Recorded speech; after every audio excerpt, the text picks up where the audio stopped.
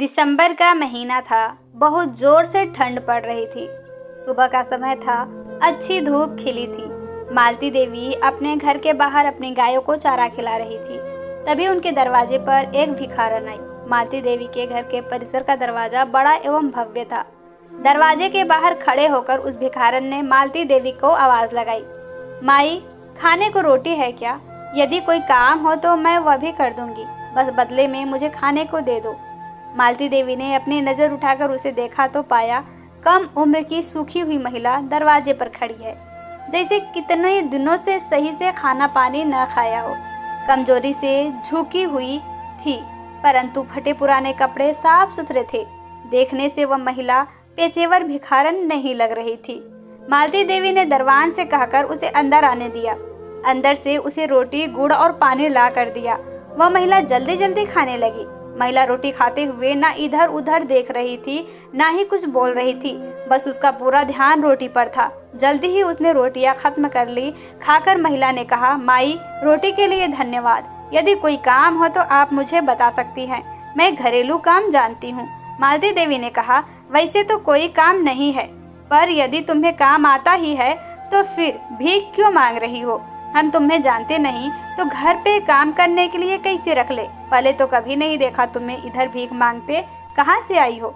मालती देवी की बात सुनकर महिला ने अपनी आप बीती सुनाई। माई, मैं यही पास के गांव नंदपुर से आई हूँ।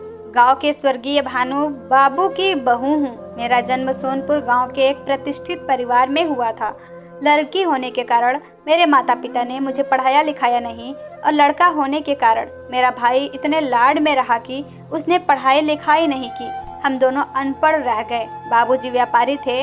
माता पिता की मृत्यु के बाद भाई ठीक से व्यापार संभाल ना सका। घाटा बढ़ता गया। मुनीम जी ने भी बहुत धोखा दिया। धन के अभाव में मेरा विवाह अच्छे लड़के से नहीं हो पाया। मेरा पति बहुत शराब पीता था और मुझे मारता भी था। घर की एक एक चीज बेचकर दारू पी गया। एक दिन नशे की हालत में गाड़ी के नीचे आ गया।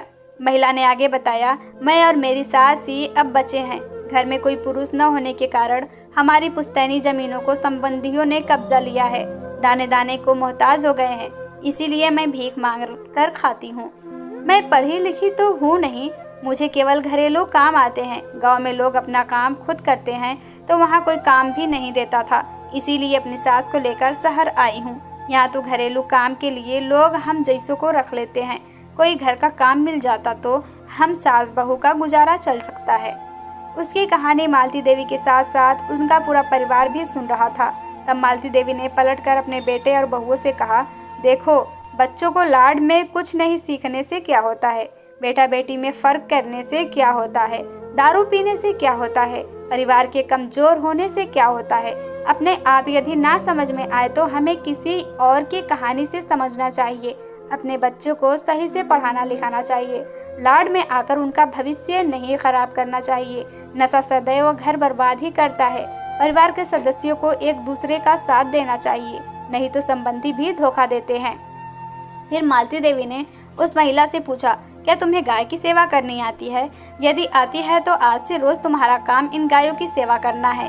इसके बदले में तुम्हें और तुम्हारी सास को 3 वक्त का खाना और महीने के अंत में 2000 रुपया दूंगी।